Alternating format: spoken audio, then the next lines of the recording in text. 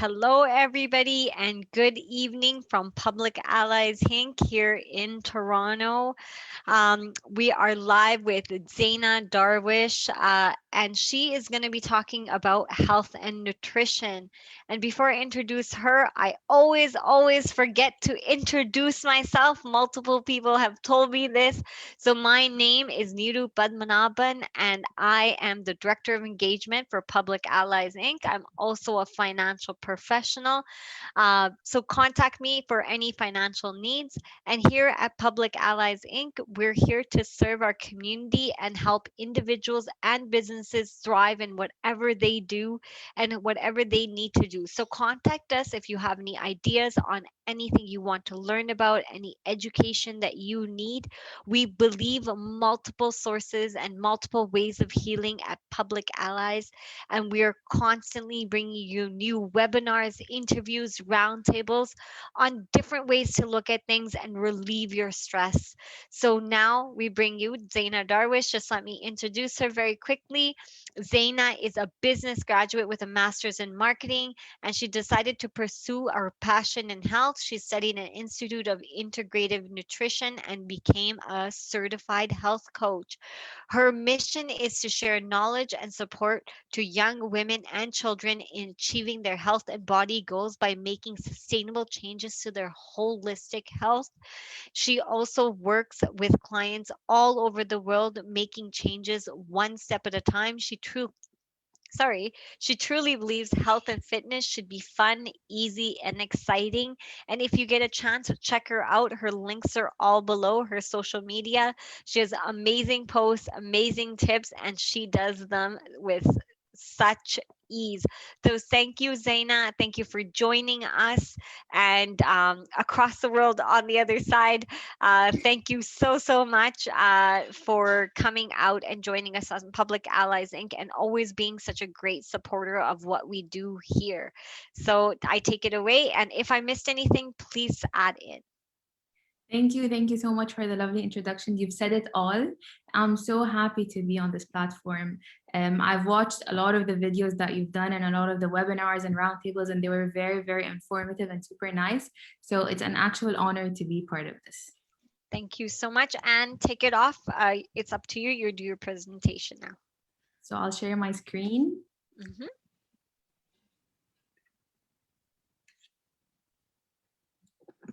Can you see the screen? Mhm. All right.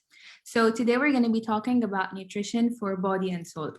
But before, one second. Okay. But before I actually get into it, let me tell you, what does a health coach do? Because a lot of people, I get asked this question a lot. So I wanted to tell you that over 80% of preventable disease risk factors are influenced by your behavior. So whether it's, for example, poor diet, your smoking, lack of exercise, all of these are behaviors that can prevent any kind of diseases. So if we know all of this, why aren't we trying to change our behavior, and why aren't we changing all of this?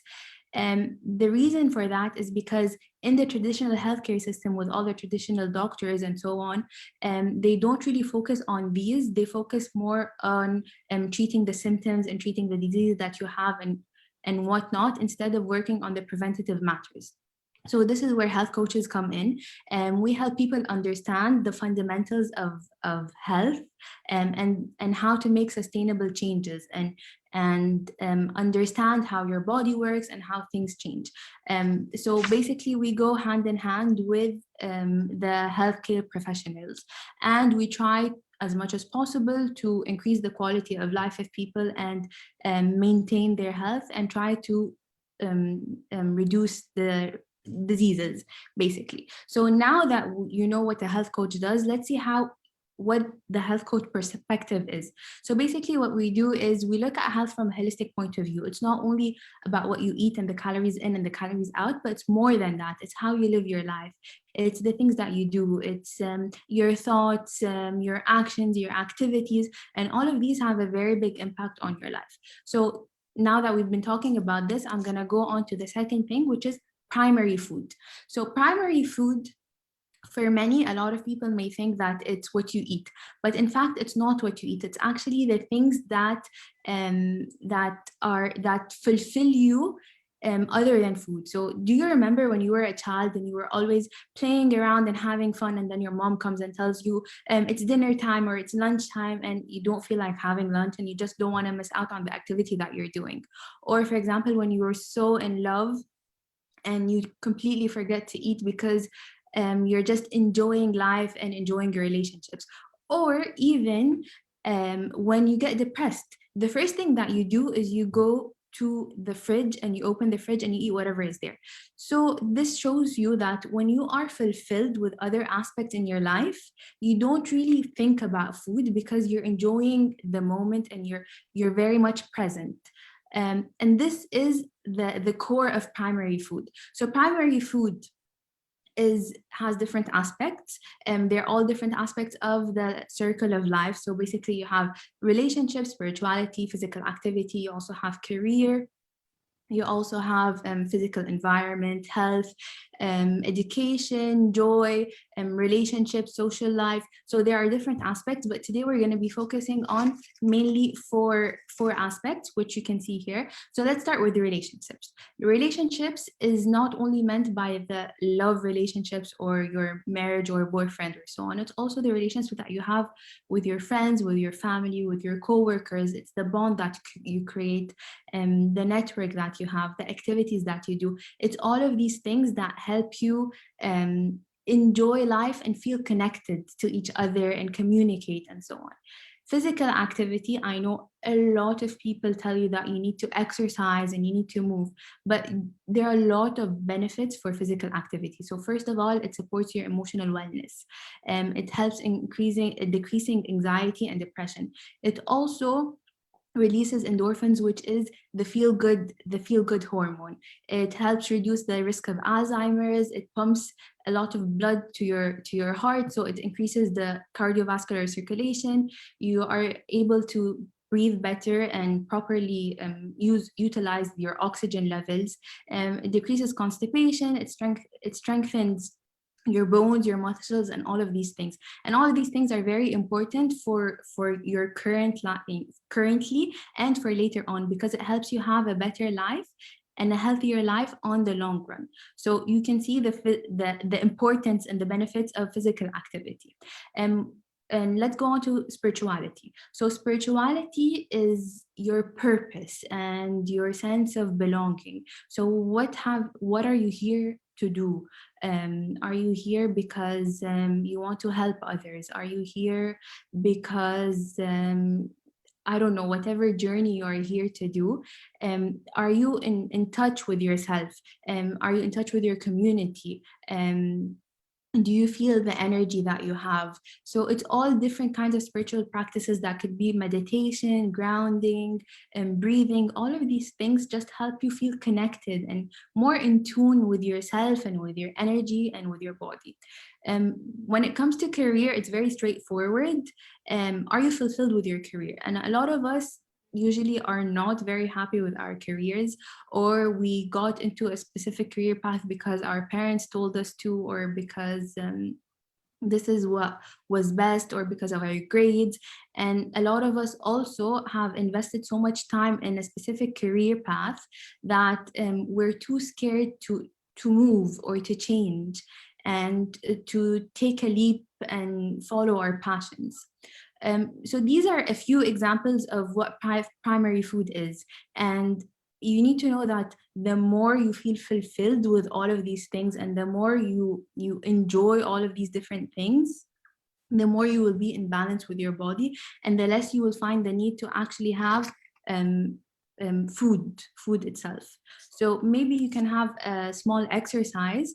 A self-check exercise actually is to rate each of these categories, 1 being the least and 10 being the most. And you can, for example, let's say I'm going to give my career a 9, I'm going to give relationships an 8, I'm going to give physical activity 5, and then I'm going to give spirituality a 3. So let's say now that I see that I've rated all of these, I can notice that I need to work on spirituality and physical activity.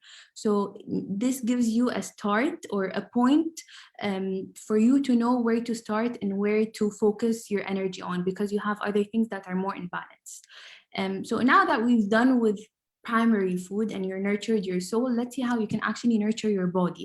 And this is secondary food. So we've grown up in a diet culture. Um, a diet culture where there's always a new diet that comes out every week.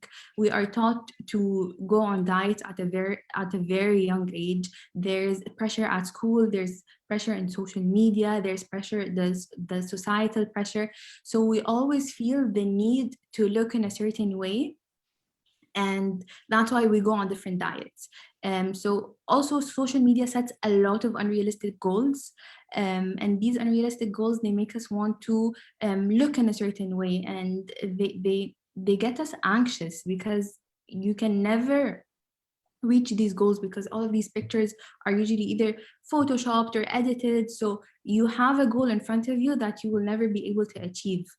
And there are always products that are being advertised as anti-cellulite, or buy this product because for you to lose weight, fat burners, all of these things that are heavily advertised for you to go on specific diets. But we tend to fail. When we go on specific diets, we tend to fail. Why? Because we're not listening to our bodies. Each body is different and every person is different. For example, if I work well, or my body works well with a plant-based diet, that doesn't mean that someone else will work well with a plant-based diet. If someone else's body X works well with keto or paleo or the Mediterranean diet, I might not react well to that because my body works in a different way. So this is the main concept of bio-individuality. So no one diet works on everyone. Everyone has unique needs and everyone has unique lifestyles and way of living. So how can we know what works for us? How can you get in tune with your body and stop yo-yo dieting and trying and going in and out of a diet?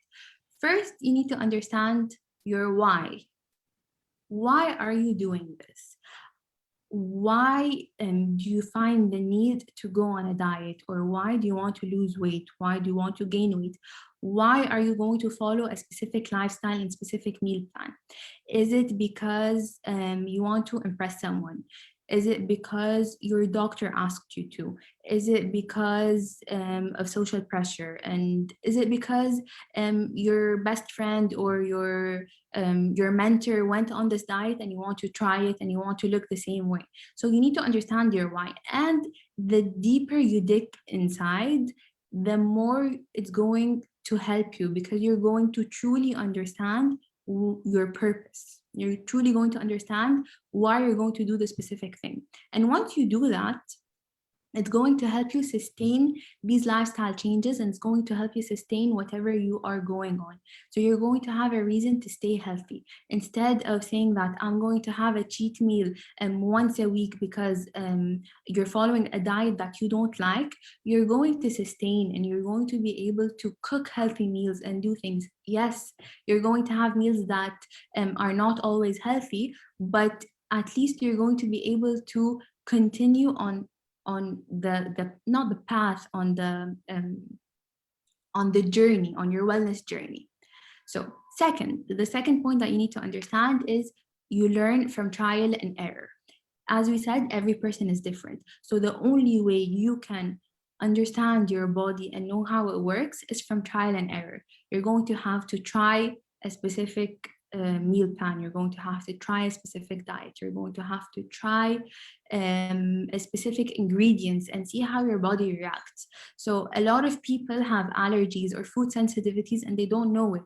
You can have, for example, skin rashes and headaches, and you can also have digestive problems, or gases or bloatings. And these could be caused by allergens. And the top food allergens that we have are soy, corn, gluten, milk, dairy, so milk and dairy, eggs, peanuts, wheat. So you need to pay attention to these things. So if you feel like you're always bloated and you have some kind of symptoms, you should try an elimination diet. So an elimination diet is that you get rid of all these top allergens for 8 weeks. So you exclude them out of your diet.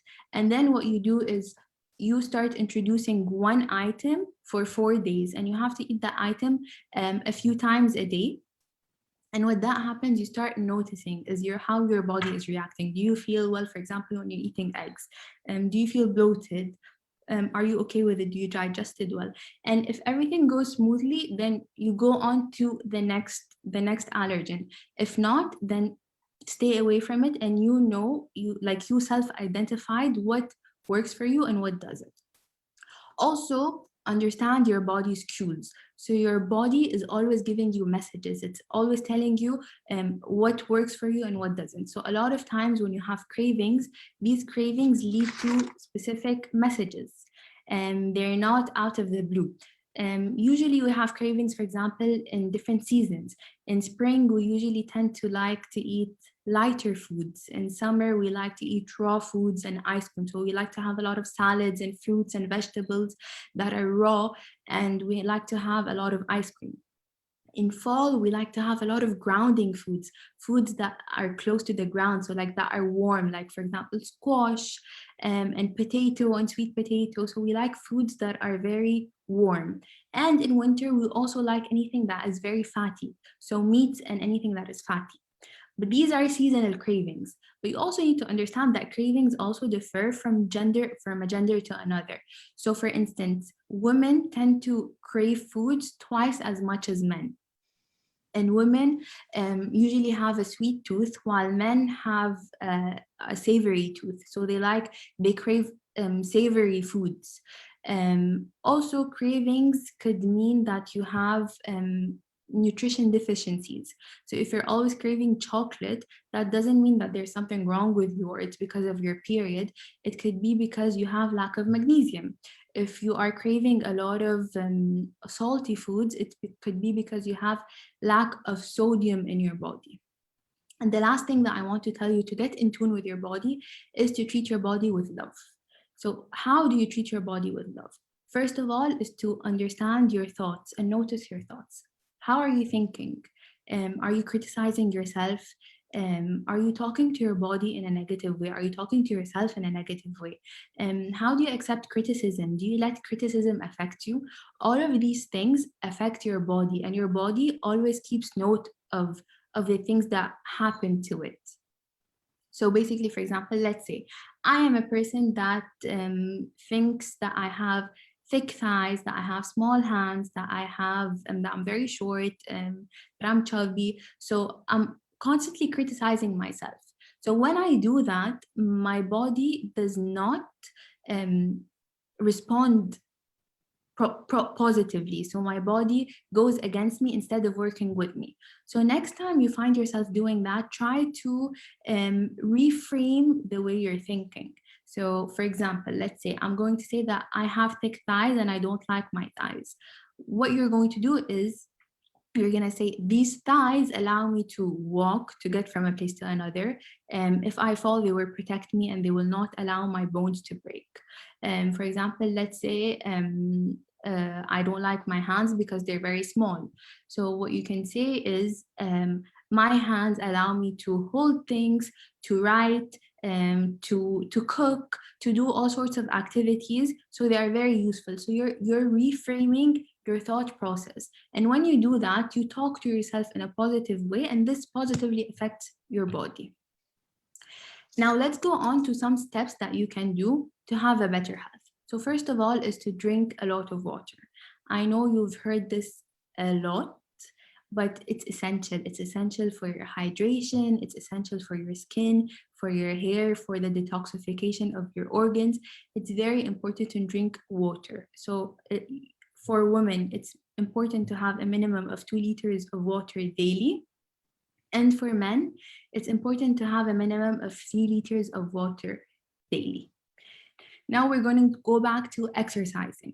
So we told you that exercising is very important, and I told you about all the benefits of exercising, but you need to understand that not everybody likes to exercise. I, for one, for example, don't like going to the gym. So how can you know what kind of exercise to do and how to sustain? So the first thing you need to do is understand your personality. What kind of person are you? If you're a person that likes being outdoors and likes doing activities, then you should consider going cycling, walking in nature, rock climbing, hiking, doing all these kind of things. If you're a person that is very competitive and likes to get into competitions and team spirit and so on, then maybe you should consider doing sports like soccer, basketball, volleyball, all the sports that have small competitions and where you work in teams. If you're a social butterfly and you love to talk and you love music and you love to get hyped up from other people, then you should consider all these classes that they offer at the gym, or any kind of class, like for example, bar class, Zumba, all of these things that are very active and high in energy. And if you are a person that is very focused and you like to work with yourself and alone and you're very much individualistic, then the gym is the right thing for you. So now that you know what kind of exercises, um, what kind of personality you are and what kind of exercise works best for your personality, you should find the balance and balance your exercise. Don't overwork, give yourself time to rest and stretch properly. So make it a regular thing, a regular activity to do, even if you're going to exercise for 10 minutes. If you know that you don't have time that day, try to stretch, try to move your body. And if you don't have time to, even if you don't have 10 minutes, then maybe walk when you're cleaning the house, walk as much as you can. If you're watching TV, get up and take a few steps or do a few squats. Try to be active as much as you can. Also, it's important to understand, for women especially, that menstruation affects your body. So the way you exercise should go hand in hand with your menstruation cycle. So usually when you're menstruating in the first menstrual phase, which is the first 5 days, usually you're really low on energy. So the best thing to do is, for example, to do Pilates, to walk, to do any kind of exercise that is very calm. If you're in the follicular phase, which is from day 6 to day 11 usually, your estrogen is high and your energy is very high. So you should do some kind of high intensity training and heavy weightlifting. During your ovulation, which is the 4 days afterwards, try anything that is very high intensity, something that is very hyped up. And for the rest of your cycle, try to do any kind of stretching and restorative yoga. So for women, if you follow this and you learn how to work with your body instead of against your body, you're going to find better results, because you're going to be using the energy of your body to exercise and to know what kind of exercise is best for you. And then we're going to go to the next point, which is to be mindful. Being mindful is a very broad term, but it also means to take care of the way you think, is to be grateful for the things that you have. Try to meditate, even if it's for 5 minutes a day, and breathe, ground, relax, do anything that helps you appreciate the things that you have, appreciate your surrounding, appreciate what you are doing and the efforts that you are doing, and try to calm yourself and do all kinds of things that will help you relax. Also, experiment with food. Experimenting with food is very important. Trying new recipes from different cultures. Like, we all come from different countries and from different cultures. I know in India they use a lot of curry, a lot of turmeric, and a lot of spices in their recipes. And in the Middle East, we use a lot of olive oil in our cooking. So try to use different kinds of recipes and try things from different cultures. Experiment with foods and experiment with different ingredients. Also, increase your veggies and reduce your processed food, and try to eat based on seasonality. So for instance, every season there are specific fruits and vegetables that are usually out there and they come naturally. So go to your local market and find what is in season and get it. And don't go get something that was imported from across the country, from across the world, I mean. try to get something that is local, because it's going to be higher in nutrients, and it's going to be more beneficial for you. Let's say, for example, you are someone that is trying to balance your blood levels, or you are trying to control your diabetes. Learn what works for you, because all fruits and vegetables are not created equal. There are some kinds of fruits that are high in glycemic levels, and some that are low.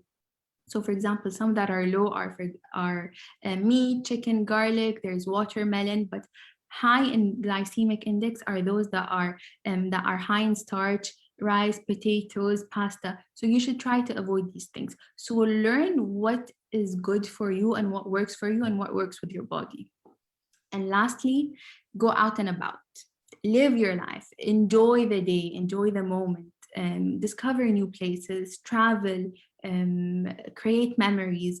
Build strong relationships. Try to find new hobbies, things that you've always wanted to do and you never had the chance to. I also forgot actually one point is to take care of yourself.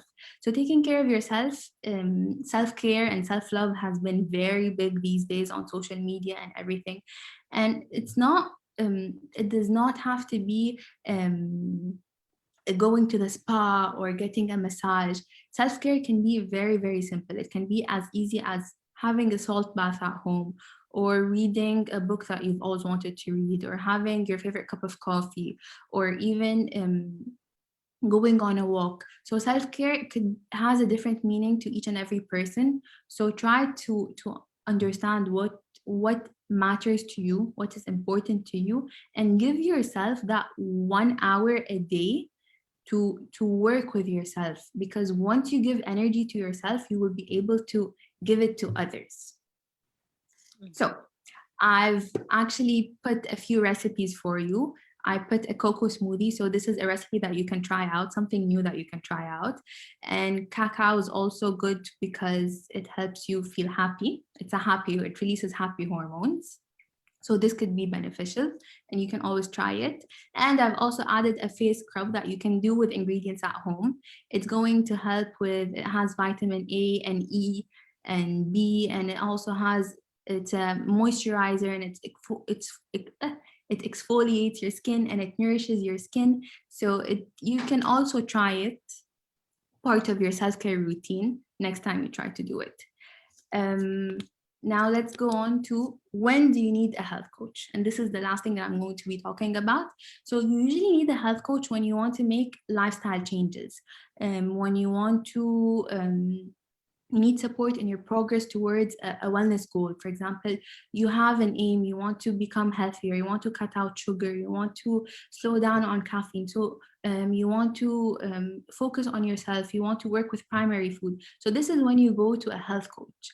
And when you have health concerns, so for example, let's say you're realizing that your child is vomiting, for example, and you don't know why, or your child is not accepting foods and he always has diarrhea, is always bloated or has gases. So you don't know the reasons behind that. So you go to a health coach because you start to understand the body and you start to understand, is there any kind of allergens? Is there something missing? So basically, you go to a health coach when you need to do any kind of change, any kind of, when you need some accountability, when you need some support. This is when you come to a health coach. And you will find, if you want to contact me, if you want to ask me any questions, you will find my email, my website, and Instagram and Facebook. I'll be happy to talk to you, to answer your questions, and to do whatever you want. And that's it. Absolutely amazing, Zaina. If you want to stop sharing screen, we actually have a few questions. 1 second. Okay. Awesome. So thank you so much for that. I was actually I took a picture of the space scrub. I'm going to make it for myself. I'll put it on my husband as well. So yeah, so face products are for everybody, not just women. Self care is for everyone, not just women. It's for men, it's for children. So, thank you so much for pointing all of those things out. So, one of our questions, our key questions out of many is, how do I know which diet suits me best? So, I know you touched on a lot of stuff about diet and eating the right foods, eating seasonal foods. And you said, and I know you already said that a diet is catered very individually to how you function as an individual. So, how would you answer that question? I know you've already talked about it. I think the best way to do it is through trial and error. So I had to go through different phases in my wellness journey to understand what works with my body. There was a time where I became plant based, and I was very happy and I was very comfortable. I started eating meat, and I didn't feel very comfortable. I've always known that I had a sensitivity to lactose and gluten. So when I cut them out, I feel so much better. So you need to listen to your body. You need to pay attention, be aware. So, what is your body trying to tell you? And you have to try, because if you don't try, you will never know what really works with your body. It's all about trial. So, try, and you will reach your ideal diet and your ideal lifestyle through these trials. And through these mistakes, you're also going to learn what is best for you. That's absolutely amazing. And when we talk about it, and trial and error is so important, but what are the major things that most people in common do have to cut out besides junk food? So, a lot of people have food sensitivities from dairy and from gluten. So these are two big things that, and especially that, for example, in dairy, when it comes to dairy, we live in a mass production society. So there's a lot of hormones that is being injected into the cows and into so on. And all of these hormones go into the milk and they go into your body. So they play around with women's hormones and they affect your body. So it's kind of better if you stay away from dairy. I know it could be controversial because we were always taught that you have to have your cup of milk to have stronger bones and to grow. We were always told that. But if you're having organic milk that is just coming out of the farm and you know that the cows are not being fed any kind of hormones, then by all means go ahead. But if you're having store-bought milk, then try to stay away from it. And gluten is highly processed, and it a lot of people have sensitivities from gluten. So it's good if you stay away from it for a while and then introduce it again and see how you feel about it. Definitely. Those are some of those more common things that I also have allergies to, and many, many others. Definitely, Zaina, there is so many questions that need to be asked. Sorry, 1 second.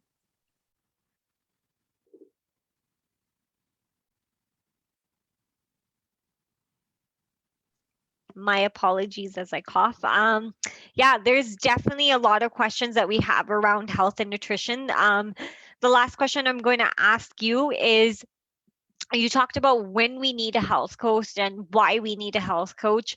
What are some other tips that you can give younger women that are impressionable, that are struggling with weight and diet, and even men? Weight and diet is a huge thing. We see so much stuff on the media. You've already addressed it. But what can you say for health and diet when it comes to weight loss, and if somebody's looking to level up on their weight? So, what would you say to that?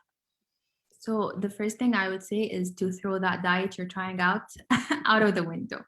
So you also need to cut out on processed food, cut out on sugar, cut out on dairy.